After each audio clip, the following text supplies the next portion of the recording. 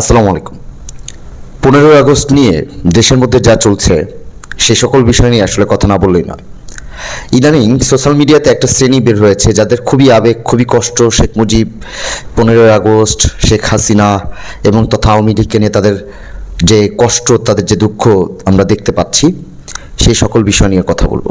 প্রথমে বলি, সম্প্রতি ফেসবুকে এক মহিলার একটা ফেসবুক লাইভ ভাইরাল হয়েছে, যেখানে তিনি বলছেন শেখ হাসিনা তার আদর্শের। তিনি বলছেন, আমি গতকাল অবধি দেশকে স্বাধীন মনে করেছিলাম, আজকে আমি স্বাধীন মনে করতে পারছি না। তিনি বলেছেন, আমি শেখ হাসিনা সে কেমন সেটা বিষয় না, কিন্তু আমি তাকে আদর্শের মনে করি, আমি তার আদর্শে চলি। তো এই জায়গাটা থেকেই শুরু করি। একটা ব্যক্তি দেশের যে অবস্থা করে রেখেছে বা যে অবস্থা করে রেখে পালিয়েছে, সেই অবস্থায় একটা চোর, একটা গুন্ডা, একটা বদমাইশ, একটা হত্যাকারী আদৌ একটা সুস্থ মস্তিষ্কের মানুষের আদর্শের ব্যক্তি হতে পারে কিনা? সেই ব্যক্তি কিভাবে অন্য মানুষের, একটা সুস্থ মস্তিষ্কের মানুষের আদর্শের আইডল হয়? আপনারা যারা শুনছেন, আপনাদেরকে যদি জিজ্ঞাসা করি, আপনারা কি একটা চোরের থেকে কোনো কিছু শিখছেন? একটা চোর কি আপনাদের আদর্শের হতে পারে, বা আপনারা কি একটা চোরের আদর্শের হতে পারেন? অবশ্যই বলবেন না। কারণ একটা চোরকে আমাদের দেশে চোর হিসেবে এবং একজন অপরাধী হিসেবে দেখা হয়। অপরাধী কখনোই একজন সুস্থ, ভালো, সৎ, নিষ্ঠাবান ব্যক্তির আইডল হতে পারে না। তাহলে ওই ব্যক্তি যে এত কান্নাকাটি করে, এত কিছু করে, এত সুন্দর করে মানুষের কাছে তার দুঃখ প্রকাশ করছেন যে কোথায় আমার বাক স্বাধীনতা, আমি তো যাকে তাকে আমি যার তার আদর্শে আমি হতেই পারি। ব্যাপারটা ঠিক। আপনি কাকে মানছেন, কাকে দেখবেন, কার অনুসারী হয়ে চলবে, সেটা একান্ত আপনার ব্যক্তিগত ব্যাপার। কিন্তু বিষয়টা হচ্ছে এটাই যে আপনি কাকে অনুসরণ করছেন এবং সেই ব্যক্তিটা কেমন, সেটা দিয়ে আপনার পরিচয়টা পাওয়া যাচ্ছে। আপনি যদি একজন চোরকে অনুসরণ করেন, তাহলে সাধারণ আর 5জন মানুষ আপনার আশপাশে যারা থাকবে, তারাও আপনাকে চোরই মনে করবে, আপনাকে ভালো মানুষ মনে করবে না। আপনার স্বাধীনতা আছে, আপনি বাকস্বাধীনভাবে আপনার বাকস্বাধীনতা জায়গা থেকে আপনি মুখ ফুটে মনের থেকে যত কথা আছে, গলা থেকে কথা বলেন। আপনি আপনার অনুসরণের কথা বলেন, আপনি কাকে অনুসরণ করছেন বলেন, আপনি তাকে অনুসরণ করেন। কিন্তু আদৌ আপনাকে সাধারণ মানুষ কিভাবে নিচ্ছে আপনি সেটা ভাবেন। একটা মানুষ 93 বিলিয়ন মার্কিন ডলার সে দেশে ঋণ করে গেছে, 94 বিলিয়ন ডলার সে পাচার করছে। মানে বুঝতে পারতেছেন কি পরিমাণ অর্থ তারা লুটপাট করে খাইছে? এটা একদম একটা ক্যালকুলেটেড হিসাবের মধ্য থেকে বলা হয়েছে। যে কিছু হিসাব আছে যেগুলো আনক্যালকুলেটেড থাকে, যেগুলো হিসেব করা আসলে যায় না, সেগুলো বাদ দিয়ে এই অ্যামাউন্টটা দেশের মধ্যে যে তারা লুটপাট করেছে, সেই অর্থের বোঝা আপনার আমার মাথায়, আমাদের উপরে। আরেকটা জিনিস আমি একটু শুরুতেই বলে নিই, আজকের ভিডিওটা একটু লেন্দি হবে, আজকের ভিডিওটা একটু বেশি হবে, একটু মনোযোগ দিয়ে শুনবেন, কারণ মনোযোগ দিয়ে শোনার দরকার আছে। আরেকটা বিষয়, এতগুলো গণহত্যা 2009 সালে সরকার গঠন করার পর থেকে 2024-এর এই অগস্ট অবধি যে পরিমাণ হত্যা করেছে, সেই হত্যাকারীর অনুসারী হয়ে আপনি বাঁচতে চান, খুবই লজ্জাজনক। আপনি আপনার বাক স্বাধীনতা আছে, আপনি আপনার স্বাধীনতা আছে, আপনার স্বাধীনতা, আপনি কাকে অনুসরণ করবেন একান্তই আপনার ব্যক্তিগত ব্যাপার। কিন্তু একটা হত্যাকারীর অনুসারী হয়ে বাঁচতে আপনি একটা শিক্ষিত, জ্ঞানী, গুণী, বুদ্ধিমান মানুষ হয়ে লজ্জা করবে না? এটা বাদ দিলাম। এবার আসি 15ই আগস্ট জাতীয় শোক দিবস উপলক্ষে। জাতীয় শোক দিবস বলছি এই কারণে, 2023 অবধি হাসিনা সরকার এই শোক দিবসকে জাতীয় শোক দিবসের ঘোষণার মধ্য দিয়ে 23 অবধি তারা লুটপাট করেছে, চাঁদাবাজি করেছে। আসেন একটু ভিডিও দেখি।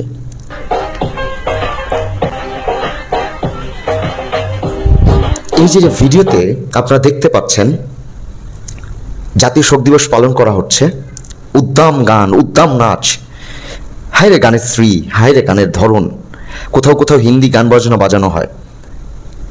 এই যে ঘটনাগুলো ঘটছে 2022-23-এর ভিডিও, এটা আরেকটা ভিডিও দেখাচ্ছি কিছুক্ষণ বাদে। তো এই ভিডিওতে এই যে অশ্লীলতা, উদ্দামতা, এই যে যে অশ্লীল গান বাজিয়ে শোক দিবস পালন করছে, সেদিন রোকেয়া প্রাচীরা কোথায় ছিল? সেদিন শেখ মুজিবের আদর্শের সৈনিকরা কোথায় ছিল? শেখ মুজিবের ভাস্কর্য তৈরি করার মধ্য দিয়ে যে পরিমাণ টাকা এই দেশে লুটপাট করা হয়েছে, সেই সকল লুটপাট নিয়ে কথা বলার মতো এই রোকেয়া প্রাচীরা কোথায় ছিল? তখন তারা কেন কথা বলে নাই? নাকি তারা এই লুটেরাদের দলের? এটা আসলে বলার অপেক্ষা রাখে না।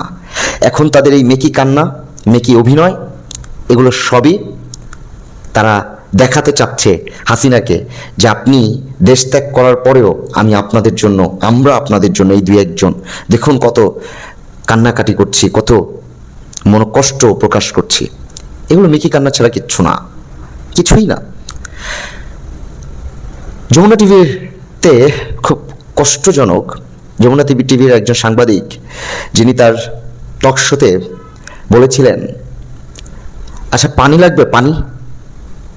এটা আসলে মুগ্ধের এই হত্যার মধ্য দিয়ে সে একটু ঘৃণ্যতা প্রকাশ করেছেন।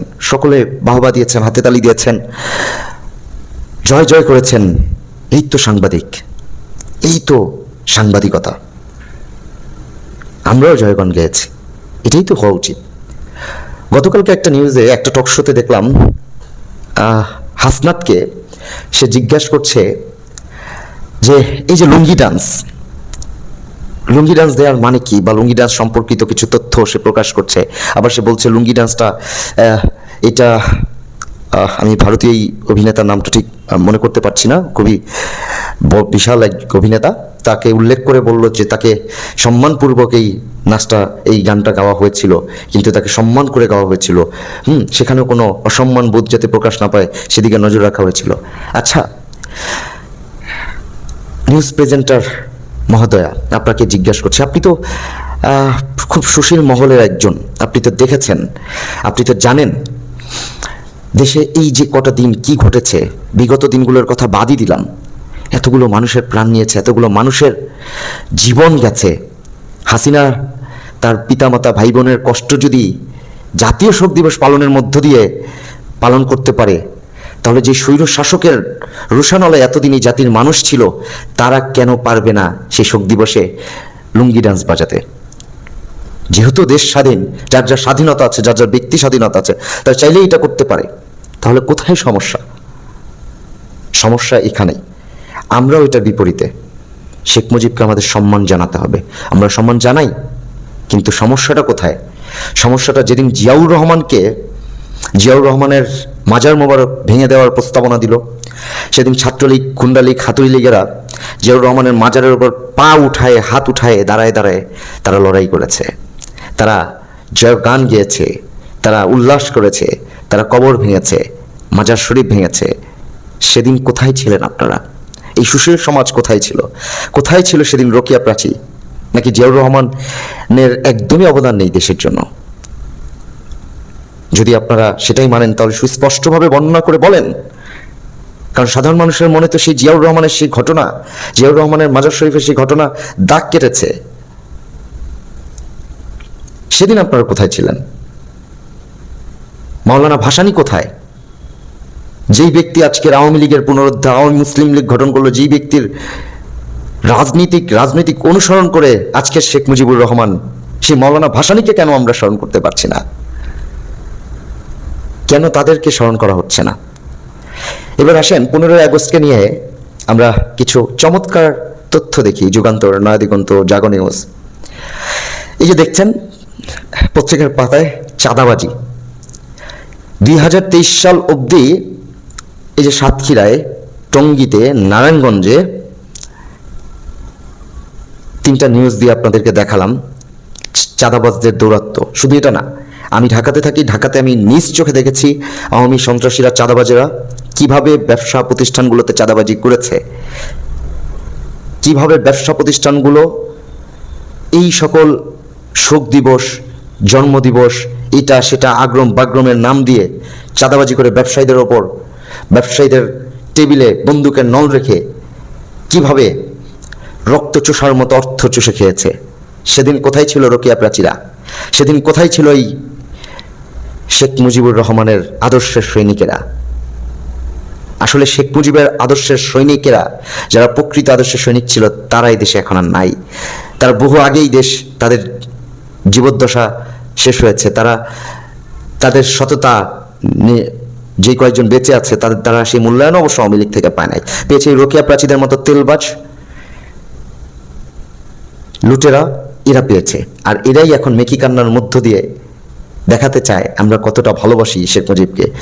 আমার মনে হয় শেখ মুজিবুর রহমানকে যদি আল্লাহ তাআলা বলতেন যে তোমাকে আমি পৃথিবীতে আরও একটা আবার পাঠালাম, তাহলে শেখ মুজিবুর রহমান বলতেন, আমার মনে হয় যে আমাকে একটা মেশিন গান দিয়ে পাঠান, যাতে পৃথিবীতে যারা আমার এই যে ভাস্কর্য নির্মাণ দিয়ে, এই যে আমাকে ব্যবহার করে, আমার নামকে ব্যবহার করে আপামর সাধারণ মানুষের উপর জোর জুলুম করছে, যেই শাস্তি আমাকে এখন কবরে পেতে হচ্ছে, আমি তাদেরকে হত্যা করে আসি।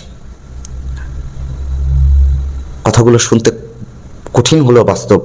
শেখ হাসিনা নিজেও জানে তার দলের লোকেরা কিভাবে তার বাবার নামকে বিক্রি করে ব্যবসা বাণিজ্যে লুটপাট করে, চাঁদাবাজি করে ধ্বংস করে দিছে। কোথায় ছিলেন সেদিন আপনারা সুশীল সমাজেরা? কোথায়? আপনাদের এই সকল মেকি কান্না মানুষ আর নেয় না। এক ভদ্রলোককে দেখলাম ইনারওয়ারের পরে নিয়ে যাচ্ছে আর বলছে যে এই ব্যক্তিটা একটা বয়স্ক মানুষ, তার সাথে কি আচরণ করা হলো। আমি ঠিক নামটা স্মরণ করতে পারছি না। আওয়ামী লীগের একজন ব্যক্তি, স্বাস্থ্যবান, যার ছবিটা ভাইরাল হয়েছে রিকশায়, শুধুমাত্র একদম উলঙ্গ প্রায় বলা যায়, শুধুমাত্র ইনারওয়ারটা পরা, আন্ডারওয়ারটা পরা, সেই ব্যক্তিটাকে নিয়ে অনেকে বড় বড় পোস্ট করছে। হ্যাঁ, কি স্বাধীনতা আমরা চেয়েছিলাম। কিন্তু যেদিন এই ব্যক্তি একজন আলেমকে উলঙ্গ করে পিটিয়েছে শুধুমাত্র হেফাজতে ইসলামের ডাকে রওনা দেওয়ার জন্য, শুধুমাত্র আওয়ামী বিরোধী তা করার জন্য, সেদিন কোথায় ছিলেন আপনারা সুশীল সমাজেরা?